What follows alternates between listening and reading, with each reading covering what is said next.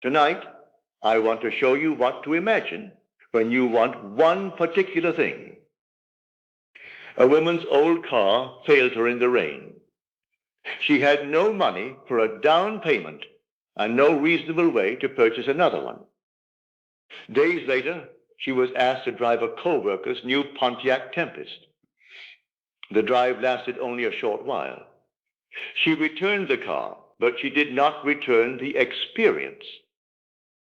What she did with that experience changed everything. Stay with me, because before this lesson is over, you will know exactly what to imagine when you want one particular thing and how to recognize whether you are imagining from possession or merely imagining the process of getting it. She had been divorced and was working to support her children. Her former husband was not paying child support, and the settlement had left her with an old, unreliable car. One Friday night, she was driving home from work in heavy rain. The intersections were flooded.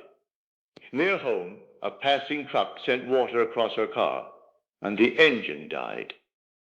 She could not restart it. She removed her shoes, stepped into water above her ankles, raised the hood, and tried to dry the distributor cap with her handkerchief. By then, she was crying from frustration.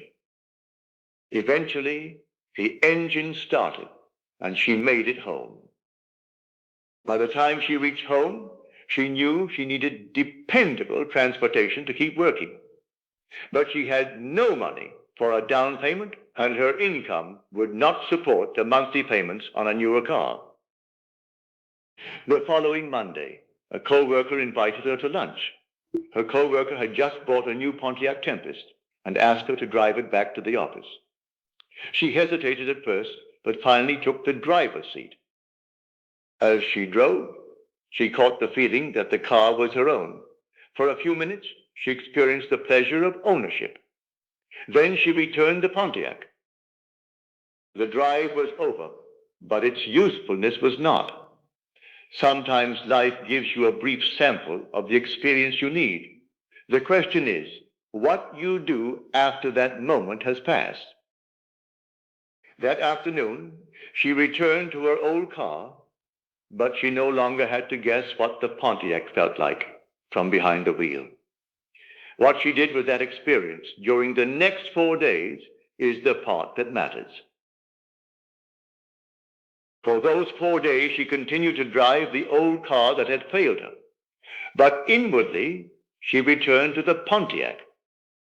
While her hands rested upon the wheel of the old car, she accepted the drive in the new one as her present experience. She did not picture a showroom. She did not imagine signing papers or receiving a set of keys. She drove the car. That is the distinction I want you to catch. When the desire is a particular object, do not begin with the moment it arrives. Begin with what you would naturally do with it once it was already yours. On Friday, her former husband telephoned. He was now working for a dealership and had access to an arrangement requiring no down payment and manageable monthly payments. He offered to make those payments in place of the support he had not been providing. The car available through that arrangement was a Pontiac Tempest, the same model she had driven only days before. She had not imagined her former husband changing. She had not imagined the dealership, the financing, or the agreement that made the purchase possible. None of those things appeared in her imaginal act. Her attention had been on using the car. The way to obtain it appeared afterward. But she had one advantage.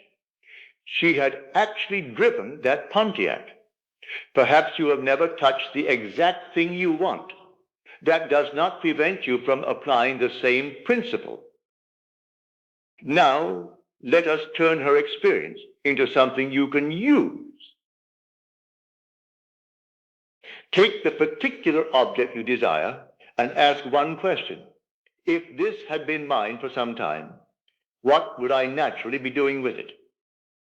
If it is a car, perhaps you pull into your usual parking place, switch off the engine, and hear the door close behind you.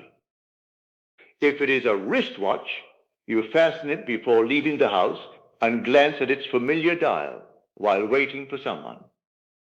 If it is a pair of shoes, you lace them before going out and place them beside your own door when you return. None of these acts describes how the object came.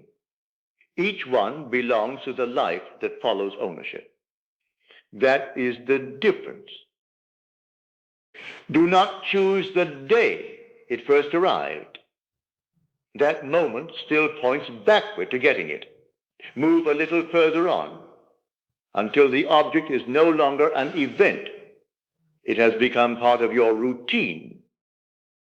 And if you have never used the exact object, begin with an action you already know.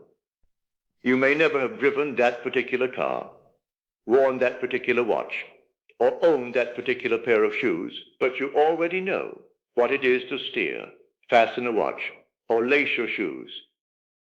Keep the familiar action and change only the detail that tells you this is the exact object you desire. See its dashboard before you recognize the watch upon your wrist, or notice the distinctive shape and material of the shoes beneath your hands. Experience the act through your own eyes. Leave out the seller, the price, the payment, the delivery, and the moment someone hands it to you. Those details belong to obtaining it. Your imaginal act begins after all of that is over. Keep the action simple enough to return to without rebuilding the whole story. Then ask yourself one final question. Am I using this as its owner, or am I still imagining myself waiting to become one? If you are still waiting, move the scene forward. If you are using it naturally, you have found the experience that belongs to ownership. So tonight, I leave you with one simple assignment. Choose the particular object you desire and decide upon one ordinary action that will belong to you after it had been yours for some time. Enter that action through your own eyes.